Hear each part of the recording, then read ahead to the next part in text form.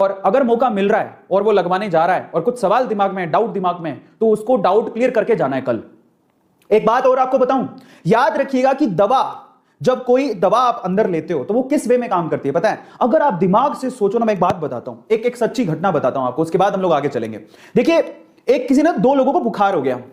अब एक बंदे को तो रियल दवाई दी गई फीवर को ठीक करने के, पर उसको कहा गया कि कोई पक्का नहीं है कि इससे ठीक हो जाएगी। उसको ये दिया गया और उसके अंदर दिमाग में डाउट भी डाल दिया गया। समझो, उसको फीवर की दवाई दी गई और उसके दिमाग में डाउट डाल दिया गया कि भैया पक्का नहीं है तेरा फीवर ठीक हो जाए।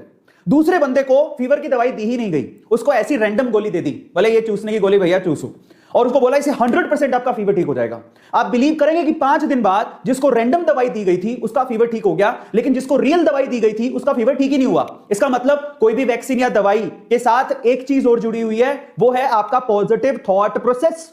अगर आप यकीन करोगे कि ये मुझे पूरी तरह से ठीक कर देगी तो वो पक्का काम करेगी। तो इसलिए वैक्सीन लगाने से पहले आपको भरोसा होना चाहिए, जो कि भरोसा है ही नहीं। अगर आपका भरोसा डगमगाया हुआ है तो आप मान के चलिए आपकी बॉडी का इम्यूनिटी सिस्टम उसको पॉजिटिव वे में रिस्पॉन्ड करेगा ही नहीं। इस चीज को हमें समझने की जरूरत है। इसीलिए जब भी मैं वैक्सीन लगवाने जाऊं, मैंने विश्वास कर लिया, मेरा नंबर आ गया, मैं वैक्सीन लगवाने जा रहा हूं।